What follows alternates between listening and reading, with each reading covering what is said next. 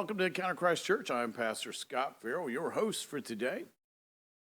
Today's topic, get a pencil and paper before I even give it to you. Write it down, get your thumbs ready for your phone. How to have a successful and harmonious marriage. Write it down. Successful, harmonious marriage. Last week you got to see my wife. Yes, everybody normally knows her anyway, but we got to tell our story. What we didn't get to do was to tell you how to have a successful marriage because we were too busy telling our story. So this week, we're going to tell our story. You'll notice I've got some friends with me today. I got Sasquatch, I got Chewbacca, I got another Sasquatch. We have a ceiling fan issue, so I got to keep my papers nailed down. So Sasquatch and Chewbacca both volunteered to help me out. You'll notice he comes in peace. He's got his peace sign going, so next time you see him in the woods, give him one back. All right, get your Bibles, because we use Bibles in this program. Right out of the gate, I want you to look this scripture up, Mark 10, 6 through 9. I'm going to be using the Amplified for this one. So Mark 10, 6 through 9, that's where we're going to start, because we're talking about a successful and harmonious marriage. Okay, keep those two words in mind. All right, let's go ahead and read. But from the beginning of creation, God made them male and female. Reference scripture, that's Genesis 1:27. For there is a reason a man shall leave behind his father and mother and be joined to his wife and cleave closely to her permanently. Okay? Go ahead and throw that photo up of us, please. For the reason a man shall leave behind the father and mother and join his wife and cleave closely to her permanently. And the two shall become one flesh, so they can no longer two, but one flesh. Genesis 2:24. And what therefore God has united together, let no man divide or put asunder, or whichever version you have there. All right, right there is a picture of us together, cleaving. Nobody else is in the photo. That's from our honeymoon when we first got married. We've been married 17 years. We've been together 20. Yes, most people ask me if I pay her on a regular basis to stay married to me. Some people think that she was abducted, taken to a basement, made to marry me, and now she's stuck. Other people ask if there's a dowry involved that I have to keep paying her family. Now they've all passed away, so I don't think I owe it anymore. It just goes on and on. At no time have I ever heard, wow, she's so lucky to be married to you. But that photo is symbolic. Honeymoon. Who goes on a honeymoon? Oh, it's you and her or you and him. Why? Because you're together to cleave. He made male and female. No, we're not getting into that debate today. We'll just stay with male and female. But there's a lot that goes into it. Look at a Jewish family. Look at the story of Jesus' parents. For 1 year, you spend 1 year together, no sexual relations, to get to know each other. Well, in the United States, it could be one bottle of tequila in Las Vegas and you're married. No year of getting to know each other. And when I taped my show this week for the Scott Farrell Show, I talked about relating business and marriage, right? What happens if we look at marriage as a business? ROI is peace, love, joy, and harmony. We're in a business, we know we're doing this to make money. God's just said he's going to join us together. Now, you got to remember something. In this photo, we look happy, because we were happy. Who can be mad at the beach? It was beautiful all week. We were at a place called Orange Beach. And there was nobody around for the whole week. It's kind of weird. We got married in July. Outside of another group of people, a lady and her daughter, we didn't see anybody else on the beach the whole week, which is weird for that part of Florida. You can see how beautiful the sand is. But we had to cleave. We realized it's just us. You go on your honeymoon, you realize, oh, wait a minute, where's everybody? Where's mom and dad? Where's aunts and uncles? Nobody. It was just us. You're looking at the person you're in it with. You're looking at the person that you've incorporated with, because now God sees you as one. So now your company is incorporated. And now honeymoon period's great, We all talk about the honeymoon period. Wow, that's great. I feel so much in love and the emotion's so intense. And then you get home. And about 3 months into that marriage, programming kicks in. And a lot of times people go, I've never met this person. Who are you? Where was this when we were dating? I've never seen this behavior. What are you doing? Maybe you can relate to that. Now, I didn't have to go through that. I knew who my wife was. So I didn't have that. There were no surprises. We just had to work through stuff. So since God's joined us together, now I get tired of watching the feminazis on TikTok, Instagram, good grief, all the other social platforms. Bash men, bash husbands. There aren't any good men. Why do we need men? Nobody needs a man. It's hard to reproduce without them. One guy said, "You like that cell phone? You like that car you drive? You like that stoplight? You like that building? Those are men. Let me know how you can live without them." And in a business, we hire people to make money. We form a whole corporation. We have a slogan. We have a way of doing business. We have a moniker. We have all these things set in place to make sure that we're profitable. Do we do that in marriage? Yeah, God's got to be first. So rule for us, rule for every marriage. Spouse one. That means God's one if spouse is one. All right, you can tell in this photo that spouse is one without even questioning that. You can look at our body contact, proximity to each other. A body language person can tell that we love each other. See, but you can't fake that when you go out with more people. You can't fake liking working for your company. You can't fake liking your spouse. So I always tell people, in business, what's it take to start a business? Solve a problem, be the best at solving that problem, and be irreplaceable. And I ask husbands and wives all the time, do you fit that for your spouse? So if you're incorporated, so it's me and my wife incorporated. Did I solve a problem? Yes, she wanted to get married, so she married me. Am I the best available man on a daily basis? And could she replace me? Okay, if the answer is yes to those, then we got a problem. Could she replace me? Am I the best available? No. Okay, so all I solved was she wanted to get married. All right, if that's where it stops, we've got a problem, and chances are we're going to get divorced. What happens if it goes beyond that? What happens if I do meet that criteria? Well, here's how you do it. Go to Ephesians 5. I'm talking to you men. Don't worry, ladies. I'm going to come to y'all. Ephesians 5:21. Just flip over a few chapters. 5:21.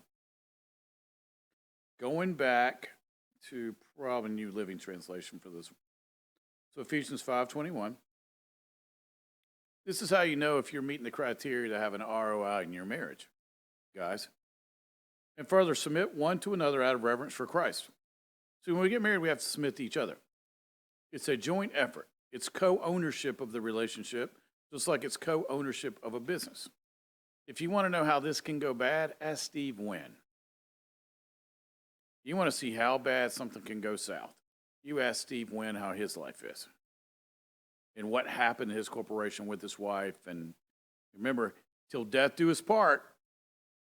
That's what he said, forever. And then you read the whole story, and it's kind of heartbreaking. All right, so here's what God says. For wives, this means submit to your husbands as the Lord. What's that really mean? It does not mean be a slave. It doesn't mean none of that. You look back in the original Greek, it means to be one. We have to do everything as one part, one particle. We have to do everything in a joint effort. Everything has to be the same.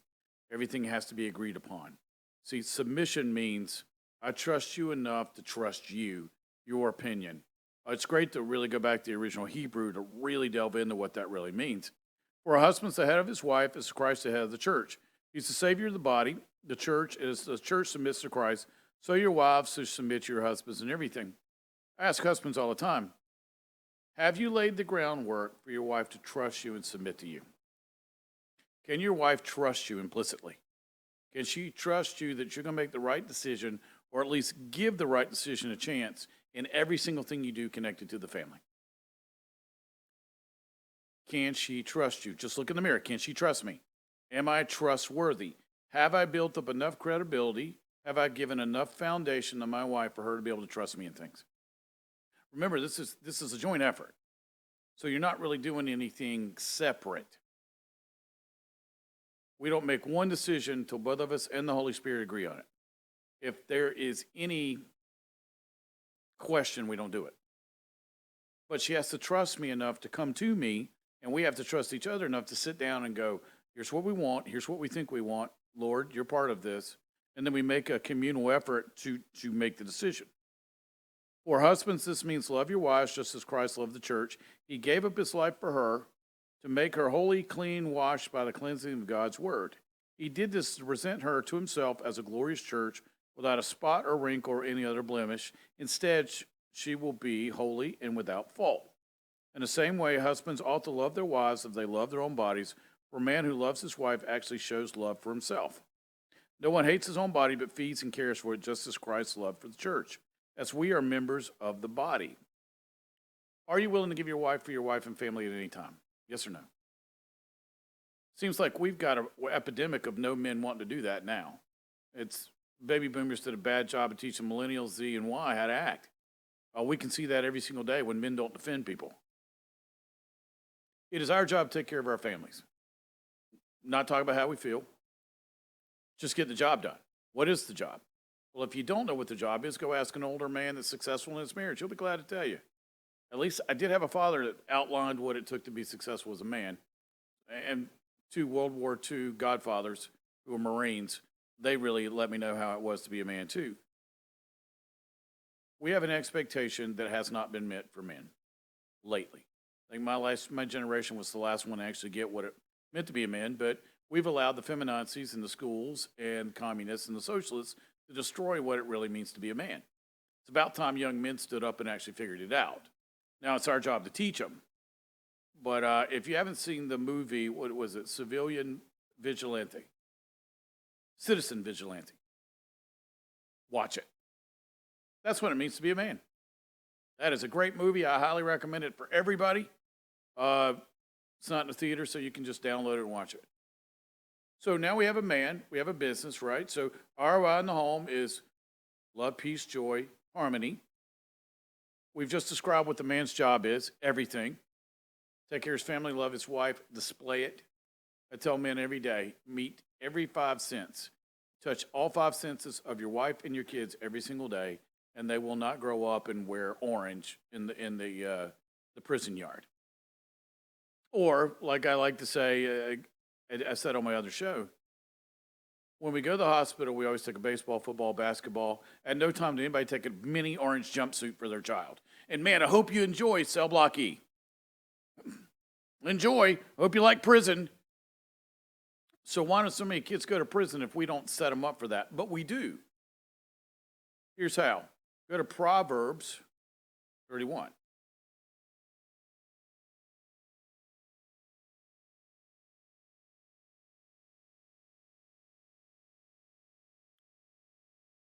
Expectations for men, expectations for women. It's no different than working for a company. If you want ROI, you have to hire the right people. You have to put them in the right spot. You have to make sure they have the credentials to do the job. And it's not based on feeling. It's based on task.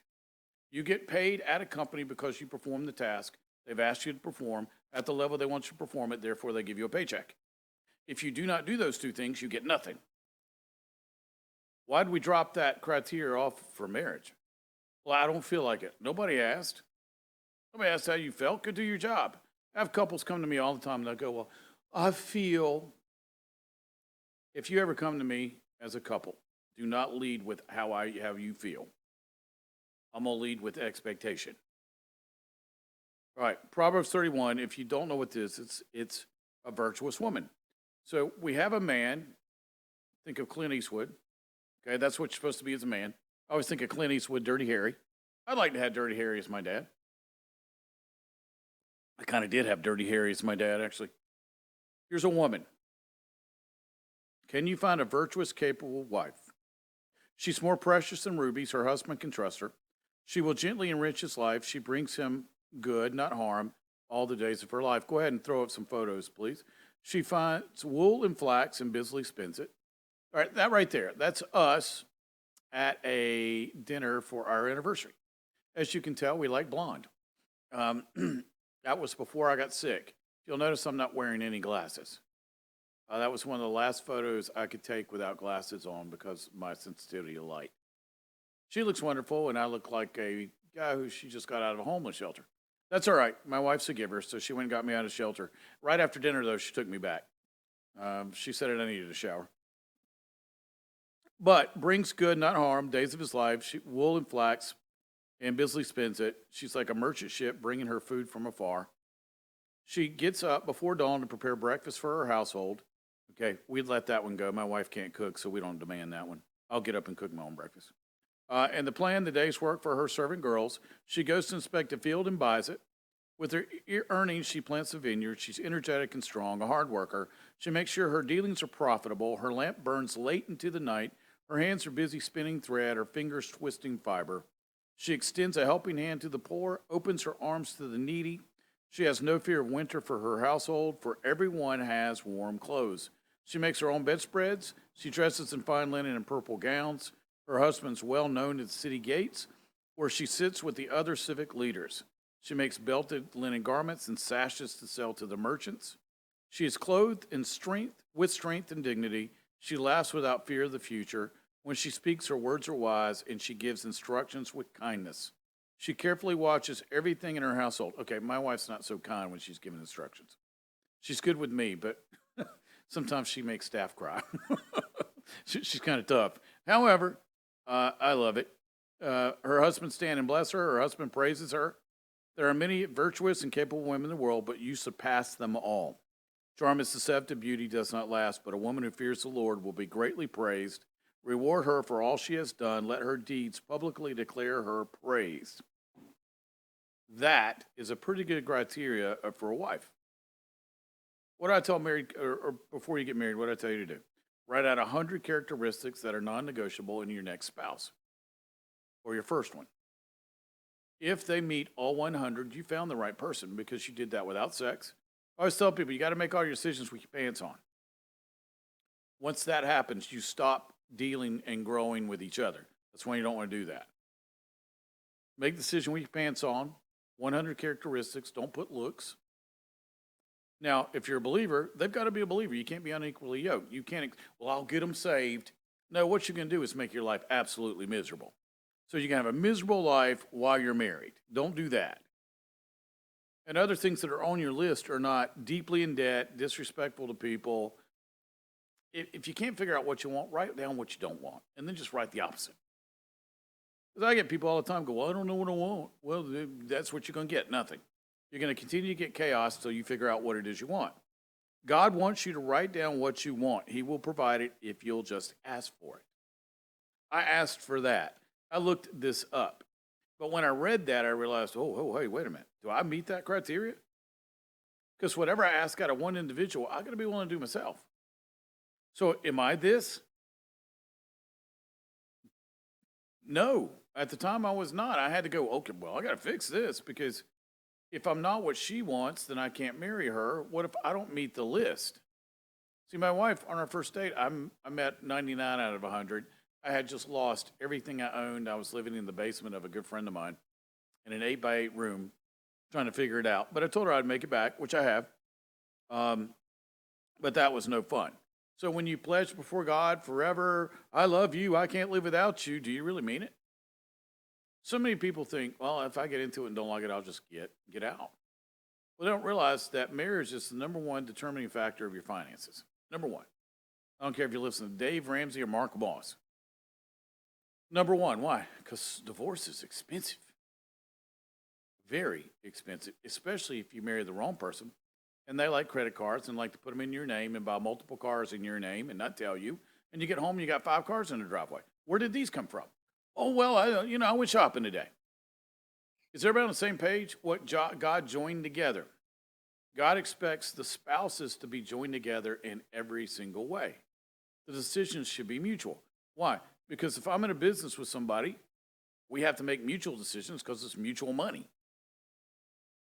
Same thing in a marriage. It's mutual money, mutual people, mutual time, mutual decisions, mutual housing. You've got to make those decisions together. Well, what happens if one's a believer and one's not? Then you don't have mutual decisions. I don't know many marriages that made it if both weren't believers. I've seen so many of those just go down the toilet. The non-believer goes out and does whatever they want to. The believer badgers them all the time. Nagging doesn't help. Stop doing it. Nagging's a bad practice to get into. So what do? Let's say you're already married. What do? We're not getting along. Do you want to get along? I've told you what the two of you have to be. What do you want out of the marriage? Do you want to stay married? Do you not? See, we always act like we can't ask the not question because I'm a pastor. Well, if I can't get people to agree on being married, what's the other alternative? It's no different than when I picked a kid to be on my team as a coach. The name on the front is more important than the one on the back. If you do not feel that is true, you do not have to play on our team. If I can't get buy-in from a spouse, then I'm never going to get buy-in, so why should they be together?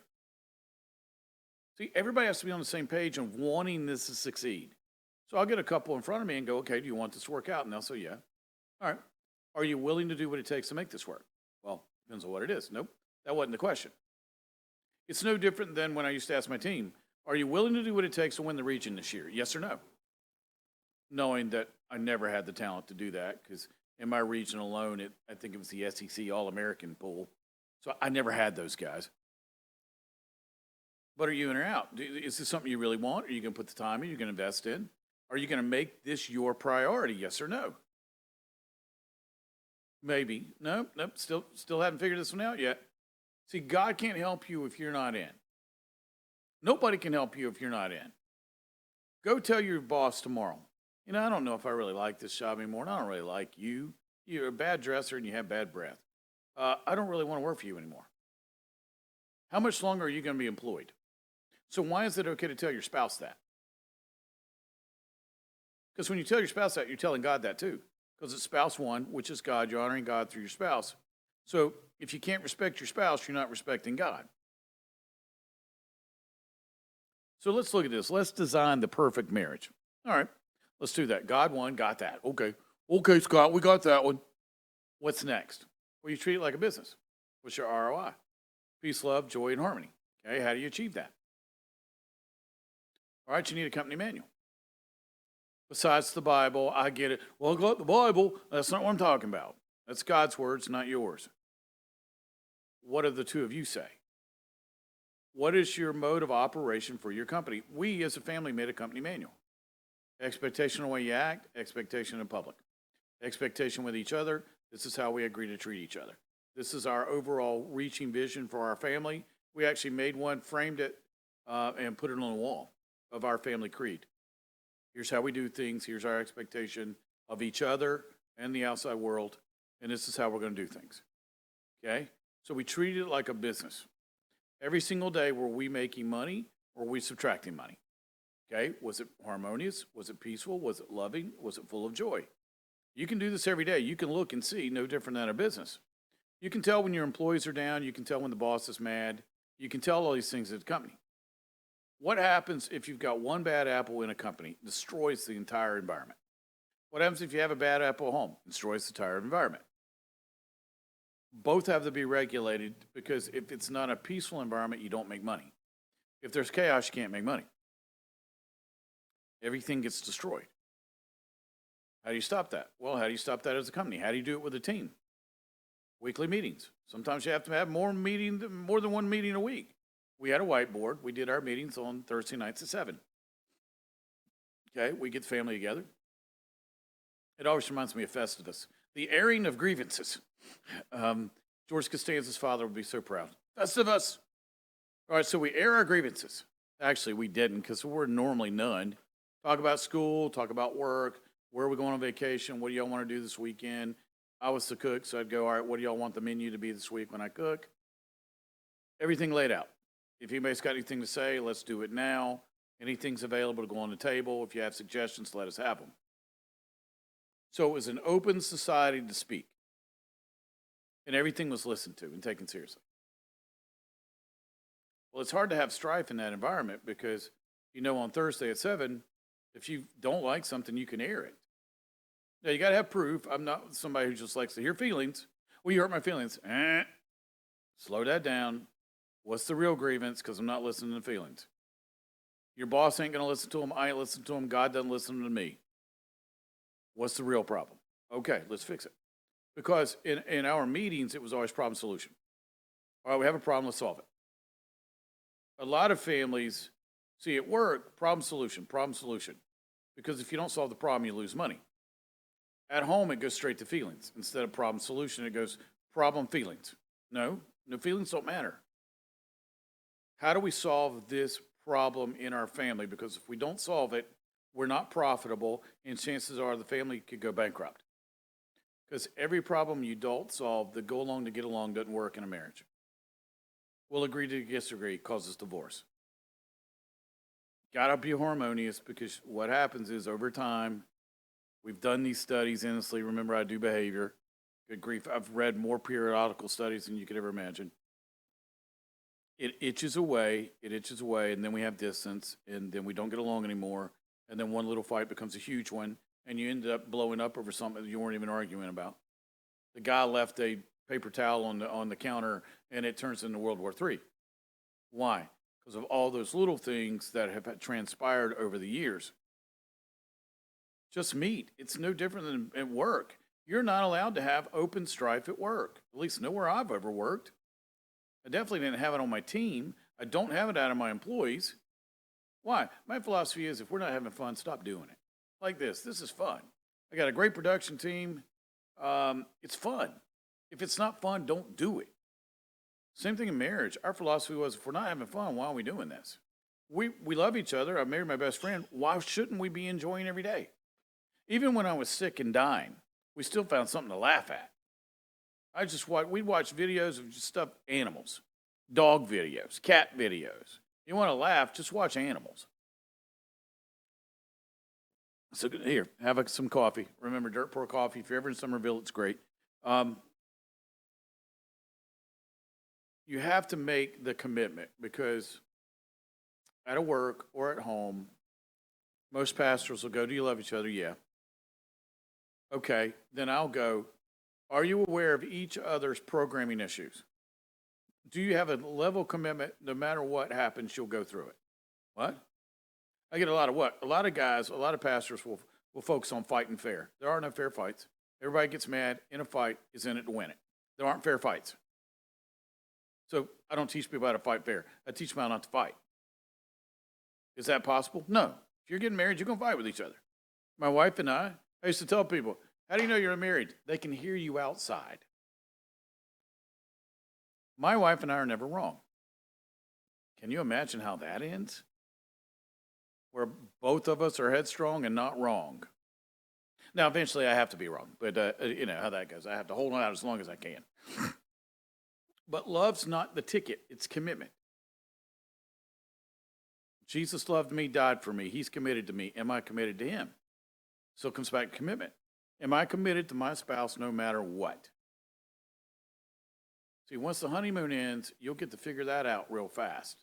Because what comes? Health, money, kids, job, social, external things that you never even counted on are going to hit you.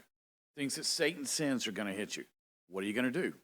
You have to constantly reshape your relationship. No different than being a salesperson. In your job, you have to constantly reshape based on current technology, who your client is, what their needs are. Same thing here. Who's my client? My spouse. As my spouse ages, her needs change. Now, not to overall, I'll still want to meet all five senses every day. But there's a difference between us when we met at 40 and now in our 60s. And we've gone through a lot. So I've had to evolve to still be the 525 man of putting her first, loving her, treating her the way that Christ loves the church. She's had to change being a Proverbs 31 woman because my needs changed physically. We reversed roles. I went supporting her to her supporting me because I was too sick to work. And now we're reversing those again. But we had to be able to say, okay, what is my job description in this relationship? All right, we're going to have to fill certain roles, no different than owning your own company. Sometime you're the janitor. I know as a pastor, I'm the janitor. We used to have a church building. Who cleaned it? Me and my wife. Who moved it? Me and my wife. I would get there before every service and clean the bathrooms and sweep the floor and do all the stuff that needed to be done. Should be doing it too. So we do it together. The congregation didn't know that. I think they thought the bathrooms were magically cleaned. But it was us. We were the janitorial staff. We were also the delivery people. We were also the food picker-uppers. Every Sunday I got donuts or biscuits or whatever, relationships with Duncan and Bojangles. And so I just go get everybody something to eat, right? Got to feed them if they're going to listen, right? So We did all these jobs. Well, it's no different than a marriage. Again, what's my ROI? Peace, love, joy, harmony. Well, I have to know how to feel my role to provide that. Because if I don't, I'm not going to have peace, love, and harmony. Remember, Genesis 1:26. I was given dominion, I was given the power to subdue. I know every single day that Satan's going to try to destroy my relationship with my wife. Every single day, without question. Am I prepared for the attack? All right, let's look at the ROI in a company. What do you do before you go on a sales call? You come up with, or before sales training, whatever it is, 101, you come up with every single objection that a new client could possibly have and you overcome it. All right, that's sales 101. Jim Rohn probably taught that better than any human on the planet, and a believer. Overcoming, let's get the job done. Okay? Well, what are we overcoming at home that'll keep us from the ROI? Selfishness, laziness, an attitude, the past, somebody's programming. Whatever it is that's going to crop up, it's going to crop up. And a lot of times when we get married, we don't even know we have these issues. Remember, you're programmed from 0 to 7. Sometimes we don't even see certain behaviors till after we get married. I can tell you how many people have told me, I don't even know the person I'm married to now. Then we have menopause, both male and female. That's a change. You have to get that fixed as fast as possible. There are certain changes that we are not prepared for in our marriage that people forgot to tell us about. Did I even get marriage advice? I'm trying to remember. Second marriage, no. I was already an expert in behavior. First marriage, had a great pastor. He led me to Christ. Just love. That's basically all we talked about. He had a phenomenal marriage. His wife was lovely. They'd been married by the time they both passed 60 years. But I tell it's adaptability. You've got to be able to adapt to what's going on. And then you got to, three things. You got to have these three things in a marriage. It's in our creed: respect, communication, and appreciation. Respect for each other, respect for yourself, the ability to communicate regardless of situation, and and respect, appreciation still come back to each other in some ways, but respect the other person, their opinions, their dreams, what they've asked you to do, what they've asked you not to do. Don't keep breaking promises. That shows a lack of respect. Don't break promises to your spouse. Now, I know we all joke, hey, can you get off my back? I told you I'd clean out the garage 6 months ago. That's a sign of disrespect. Believe it or not, that's one of the biggest complaints I get from wives. And what's the biggest one I get from husbands? Hygiene. Believe it or not, the biggest complaint I get from husbands is hygiene. The wives don't take baths, don't shower, and all they see is athleisure, no makeup, and bad breath. I do see that one. I get that a lot. So we're going to go through that in a second. So respect, communication, appreciation. Let's get back to the one thing that a lot of pastors talk about, fighting. All right, let's fix that now. Because in our manual, we have to put this section. In our manual, what I tell people to do is pick 15 to 20 topics that you know you're going to fight about. I mean, scream and holler about, where the neighbors can hear you. And the dogs in the neighborhood run out of your yard. It's so bad. And your own dog tries to get outside because he's scared.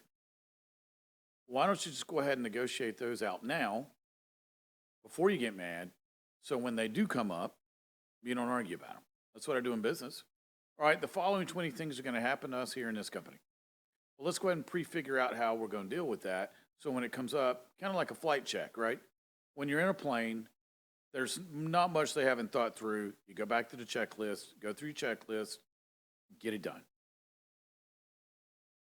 Why don't you do that in your marriage? All right, we're going to fight about these 20 things. Let's go ahead and prearrange the outcome. All right, we've got a cup of coffee. We're not mad at each other. Let's think this through non-emotionally. All right, I can live with that. Can you live with that? Yeah. Okay, next one. And we go through them methodically.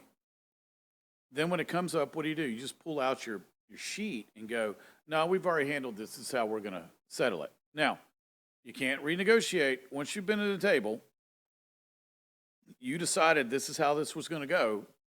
You both agreed on it, both signed it. No different than a company. You've already agreed on the terms of this. That's how you handle it. Okay, so nobody got disrespected. Everybody was happy with that because they pre-agreed on the outcome, and now people feel appreciated because everybody had input. And it's in the family manual, which our family does have a family manual. It's in a notebook like that with our creed on the front. And it was decided through our family meetings with the whiteboard. And then we constantly look and go, okay, what are the trends in our family, right? Treat it just like a business. What's going to cost us ROI? What's going on in the world, the community, society that's going to cost us ROI? What do we have to tweak? What are we going to have to come back and address? And then just do it. See, that's the problem. People don't do it. People like to point fingers. People like to blame. People like no accountability, no responsibility. They want to run away from any responsibility. Baby boomers, it's our fault. That's how we taught our kids to be. So now it rests on our shoulders. But there's just certain things that you can do in your marriage to make sure it's always lovely, wonderful, and fun. All right, let's go through the easy ones. I'm going to just throw these out here. There's a certain couple I'm thinking about right now that could probably use these. They're very young. They're wonderful in love, and I love them deeply. So hopefully this will help them. All right, number one, write this down. In addition to everything else I just told you right now. Always praise in public, correct in private. Don't you ever say anything about your spouse in public that is demeaning and awful and mean and disrespectful. Only say nice, only do nice. Nobody else needs to see that. I don't do that in a company. Now, coaching, that was different. I'm going to chew you out while you're on the court. But in a marriage, you destroy doing that. If you want to destroy everything about your marriage, do that. There was a lady that went on TikTok and decided to tell the world about how much she hated her husband. Okay, have fun with that. The locks got changed and she got divorced. She basically went on TikTok and said, all I'm using him for is money. I don't really love him. He's not worth it. And okay, well, everybody's listening to that. Hey, it went viral. Hey, high five. You went viral for the wrong reason. Now you're homeless because he divorced you. I see this all the time on TikTok where these ladies say they want divorce. They get divorced. They end up penniless and homeless, and now they want to go back to the guy. Not how that works. So, praise in public. Do everything else in private. Don't embarrass your spouse when you're in public. Dress for the occasion. If it demands being dressed up, do it. Don't complain. Be an adult. Hey, man, women don't like to be married to Peter Pan. The Lost Boys never grew up. Makes for a great story. Does not work out in real life. Lost Boys don't exist. Don't be Peter Pan. Don't embarrass your spouse. See, I can speak to this from a men's standpoint because one of the biggest things I get from women are, and men, my spouse doesn't know how to dress. They never look professional. They always embarrass me in public. Well, women, you're empowered in more ways than one, especially if you're married. So you have control over that. There are certain aspects of marriage that men like. If you cut those off for a little while, he'll learn how to dress. Pretty simple. You are empowered, trust me. Next one. Goes with the dressing, goes with everything else. I promised my wife I'd stay in shape. Outside of being sick and her having to take care of me, I've done that. I've gone back, got me a trainer now. I'm going to the brain center to get my brain fixed. Everybody's working together. This new trainer's helping me with balance and helping me be able to be stable again. There's no reason for guys to look like they had the baby. She had the baby, you didn't. There's no reason to dress like a slob. Hey, washing machines work. Cologne's not bad. Deodorant works pretty well. They don't want to feel like they're raising a prepubescent child. Look good for your spouse. It's what they like. Not everybody likes the same thing. Nobody likes the same thing. What this guy likes, this guy won't. What this lady likes, this one won't. That's what you have to come to terms on because guys are tired of coming to the door, getting home. They see curlers, athleisure, no bath, house is a mess. They don't want to see that. Neither should women have to see you get grossly overweight, do nothing about it, you smell, you look ridiculous, you don't know how to dress, Stop doing it. Sit down and go, oh, how do you want me to look? Okay, because you're in this together. You're one team. At work, how do you have to dress? You have to dress professionally or you're going to get fired. Why don't we offer that to our spouse? I still have to be professional with my wife because we're trying to get ROI. It's love. Love's a whole harder ROI than money. All I have to do is ring out the register at the end of the day, see what I made. Over here, it's not that easy. I have to self-evaluate constantly. I have to watch my own film to make sure I'm putting in the bank, her bank, what she needs. A lot of people I talk to only look at what they need. It's like what's the book? Love Languages. Many years ago, I thought I was going to marry somebody. And so we both read the book.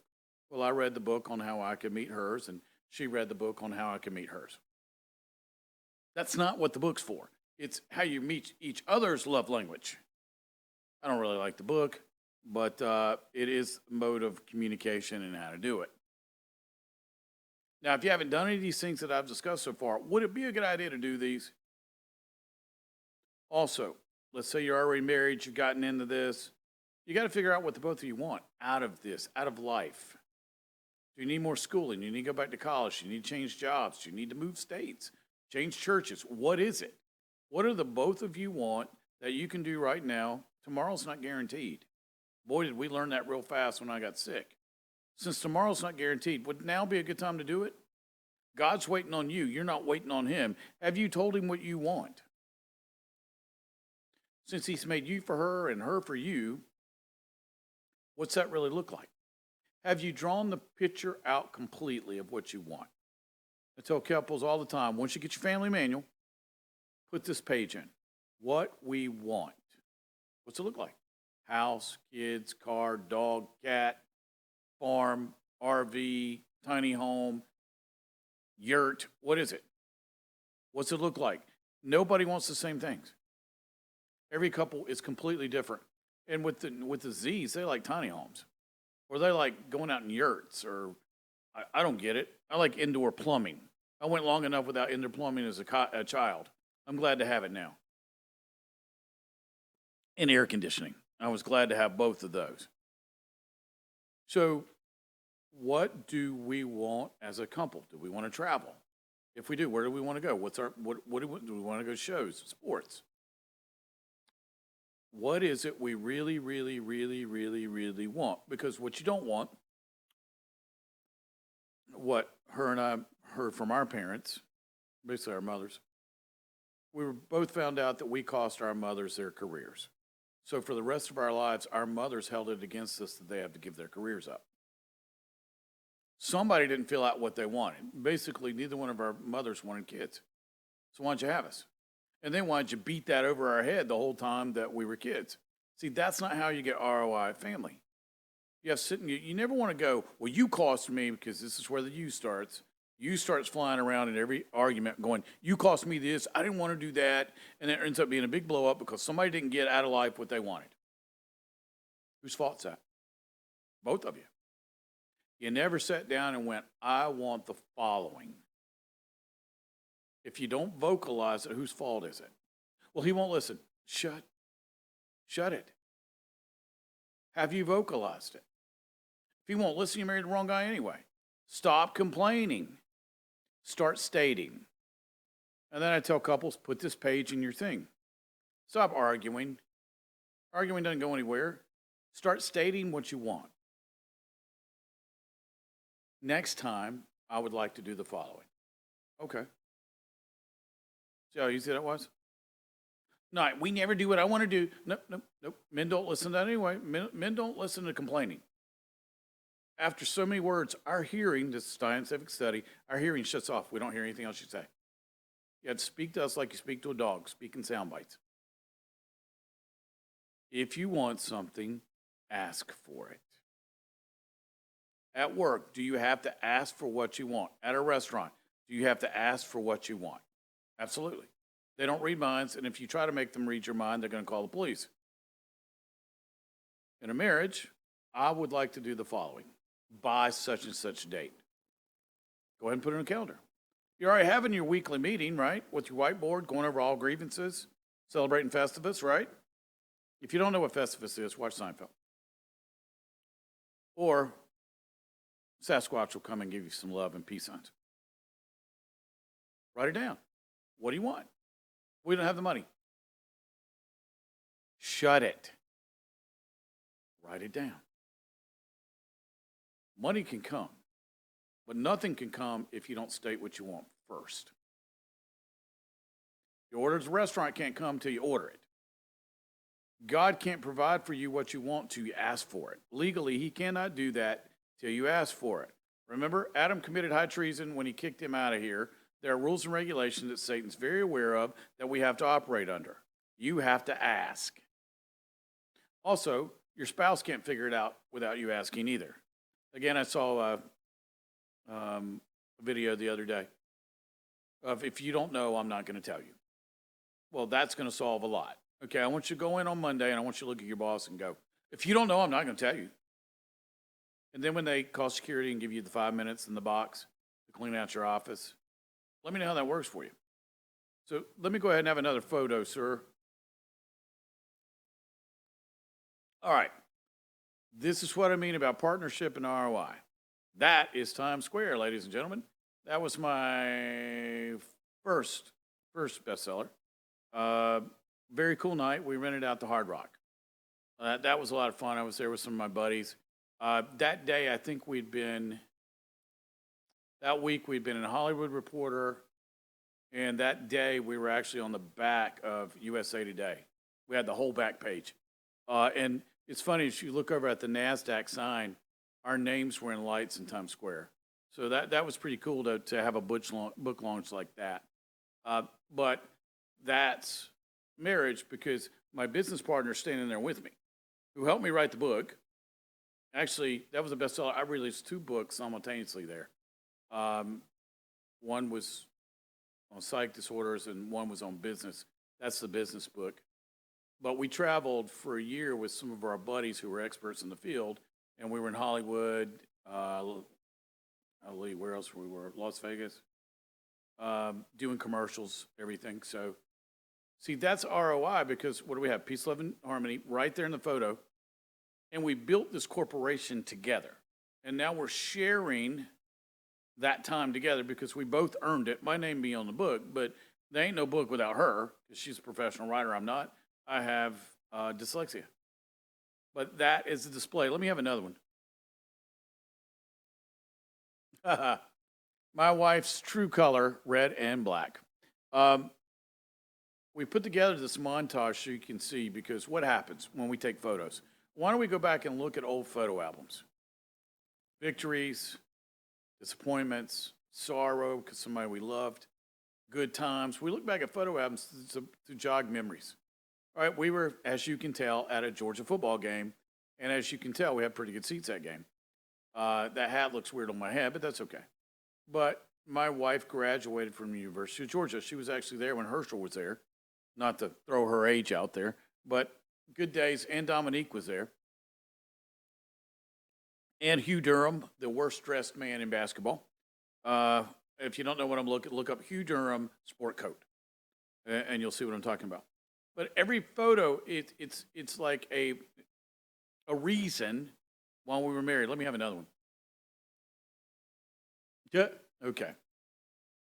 We don't celebrate Halloween, but we did this. This was our Christmas card. Merry Christmas. I'm dressed up like Gene. Our son is Paul. The cat is the cat man. And then my wife is Ace Frehley. And we did a card that said Merry Christmas on it. The problem was after we did the photo, I forgot I was wearing makeup and went to get food at a drive-thru. So I pulled up to the drive-thru window, and everybody in the whole restaurant froze. I was like, what's wrong? Hey, bruh, you got makeup on. Oh, God, forgot I had it on. My bad. Okay. But see how we made things fun. I don't know if you got a Christmas card from us like this, but that was our Christmas card for the year. All right, next one. See how this makes it? Every story. This was at a dinner one night. We got to do a lot of stuff because of my career. But we had to dress up a lot to go and do appearances and stuff. But that's one of them. All right, next one. Okay, this one's huge because you can tell we're at the Hard Rock Hotel. That is in Palm Springs. Why is this so huge? I had just gotten a TV show, and again, the woman beside me, I'm still an unknown basketball coach in the middle of nowhere without her. And we were on our way to LA to film a TV commercial. And I, like my father, wanted to put my foot on every state, all 48 that I could reach. And so we drove. We'll fly next time. If you've never driven across country, do it and then fly. You'll figure out flying's probably a whole lot easier. But it was iconic because that hotel had so much going on there. And we met so many cool people on that journey. And I got a whole book written on that journey, interviewing teenagers. So it was great. It's a great way to mark our success with each other because if you can get in a car, you can ask any father this, if you can get in a car and drive from the state of Georgia to LA and back and not kill each other, you married the right person. Um, and I managed to get food poisoning out in the middle of the desert. That's a blast. In New Mexico with food poisoning, and there's nowhere to stop. That was quite the adventure. But we laugh about it now. We laugh about the whole trip because think about it. We get in a car, let's drive out, let's go see the sights. So many things I had not seen. We get there, film the commercials, go to Las Vegas. I had a big meeting in Las Vegas with CEOs that week. Did that, filmed some more commercials, went to see my agent, came home. See how that jogs our memories of how wonderful things were? That's why mama's always looking back at those photos because it reminds you of all those wonderful times. See, a lot of times we have to be reminded of how wonderful our marriage is, or how much our family is, or how blessed we are, how lucky we are, how much God's done for us. Because you want to see what God's done for you, get out the photo album. All right, let me have another one. And it'll show you the steps that you've been through. All right, that's another one. You can tell that we actually care about each other. That's still there. Man, Julie was doing a good job on my hair that time. My hairstylist is actually somebody I grew up with, who still lives in Huntersville, North Carolina. After I've known Julie 55 years. So still a hairstylist, still wonderful. She always did my hair. We always wanted to make sure we had photos of each other looking happy. Um, Now, we had a big argument going to this. I'm going to tell what the argument was. All right, everybody listen to me. My wife says to turn left. All right, so I'm listening to her words. So she goes, turn left. Turn left. She's pointing right. So I missed the exit, and then she wouldn't talk to me for an hour because I didn't turn left. I did turn left. I just wasn't turning right because she was yelling left. Then we did it on the way back, and she did it to me again. This time it was turn right, and she meant to mean turn left. I was like, sorry, you're not going to speak to me for another hour because we're out in the desert because this is going to get boring. See the little things we go through in marriage. Let me have another one. There we go. All right, this is at a baseball game, I do believe. The Braves AAA team. It was us and a friend of ours, Jay, and then we ended up going to a Styx concert. Activities. Believe it or not, every one of these activities, there's a reason why I'm showing you these photos other than the fact that we look much younger then. It was things we had planned out, things we had already put on the calendar during our Thursday night meetings and said, we're going to do the following every single month. We're going to have an outing. We're going to go have fun. We're going to eat bad food, and we're just going to have a good time. And that was one. And at that time, Acuna? No. I forget what the big player was. This was a while back. That went on to have quite the major league career. All right, next one. All right, that is us in the middle of nowhere. Believe it or not, we look really good after vomiting. That is on the side of a cliff in Arizona after we had left Flagstaff to go down to Phoenix. If you've never done that road, I hope you don't get nauseous. We stopped halfway, started throwing up, and that is us right after we threw up. See, again, it brings back great memories and endorphin rush. of what we did together. Remember the good and the bad and everything together make you closer. And the couple that throws up together can stay together. And if you, and funny thing was, we had to brush our teeth right after this because it was awful. And so we're not the only ones. You see all these people rushing to pull over. And there's this guardrail or whatever, and you see everybody rushing over to throw up over the rail. It's funny how polite people are when they're sick. They don't want to throw up in a parking lot so people don't step in it. So we all rushed for the railing. I'm like, good grief. I've never been on a road like this. And you're going from Flagstaff is 4,000 feet to 2,000, 1,000. I can't remember how the drop is. It's horrid. All right, next one. Here we go. Another one where we're at a wedding. At this time, they thought I was going to die within a matter of months. That's why we've got this one here. She's holding me up in the chair. I could barely walk. Could not dress myself. Now, we look pretty good because she was able to get my hair, and I've got sunglasses on. Because at the time, I could not look at light at all. And we look happy, but she had been crying. It'd been a tough day because we had to drive to this wedding. I was so sick I could barely take the trip. But see how we make the facade of everything looks good and everything's wonderful and everything's peaceful? But it was for us because when Christ had this, he was going to heal me. This was not always going to be this way. I wasn't always going to feel this way. I wasn't going to be this way. And sure enough, now I'm completely healed. Christ did solve it. So in going through all this, I'm sure you've got photos too. Maybe you're going through a rough patch right now. Why? Rededicate yourself to Christ. He'll fix it. If you both want it, it'll work out. Write out what you want. What are you doing right now? Remember, spouse one.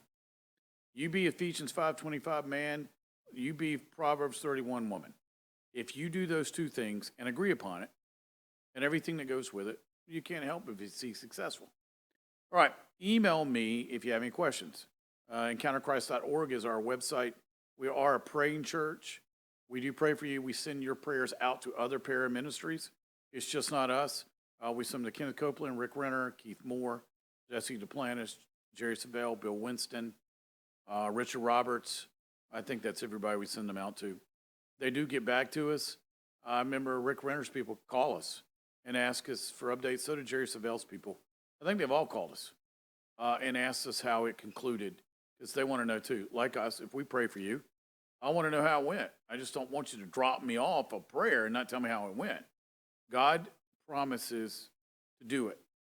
It's up to you to make sure it gets done. He won't let you down. Don't let him down.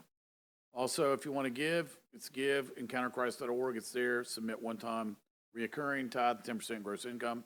If I'm your pastor, you can give it to me. If I'm not your pastor, give it to your church.